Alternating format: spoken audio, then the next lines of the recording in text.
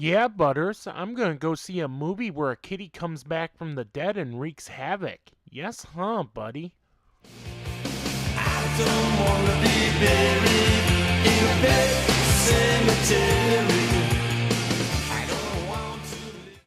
Pet Sematary 1989 was one of the very first horror movies I remembered loving.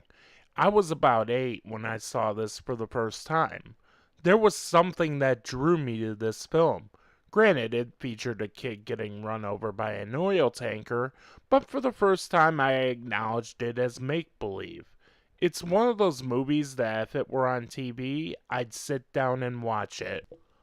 I had the polar opposite reaction to Pet Sematary 2019 than I did It 2017.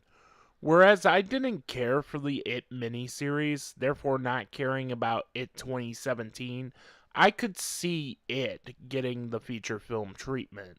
The film had nowhere to go but up. Though It 2017 was better than the miniseries, it was still mediocre to me.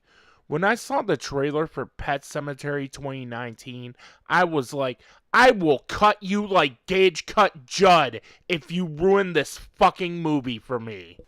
So let's get to the good things first. This film does deliver some great callbacks to the 1989 film. Honestly, I felt the Creed family was better developed in this film than in the 1989 version. And Pet Sematary 89 was written by King himself. John Lithgow plays Judd as a domesticated hippie, and it absolutely works. I even love that Church is an actual cat. But by the second act, it just turns into yet another cliched modern horror movie. The first act of this film had me hook, line, and sinker. Though the film did take liberties with the source material, I was on board. The film sets its world up very well. Then the second act kicks in, and it's as if the writer said, what if we made Hereditary but full of cheap jump scares and no real intensity? The reason I loved Pet Sematary 1989 was that it was the rare horror film of the 80s that was dripping with atmosphere. King's script was tight and intense. Fred Gwynn's Judd is an iconic role. When Gage gets hit by the tanker, you felt that impact. You can even forgive the animatronic cat in King's self-serving cameo. Director Mary Lambert nailed this film. Pet Sematary 2019, on the other hand, feels like yet another horror movie. I'm all for taking liberties if it serves the story, but it feels as if I'm watching Paramount studio notes. They take an important character and make her a literal monster.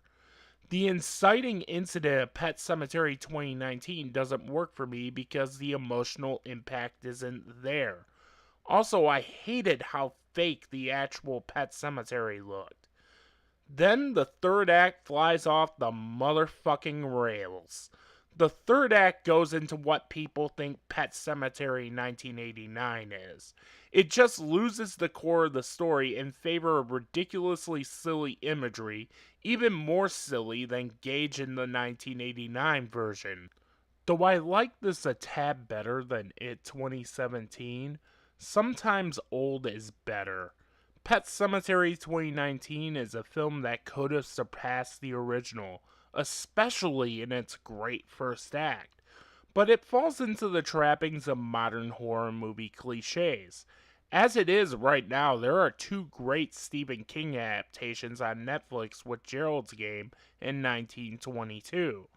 Personally, I want to see the Stephen King novels that haven't been adapted to another medium.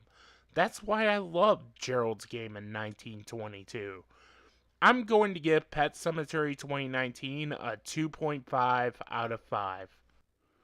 Butters? Butters?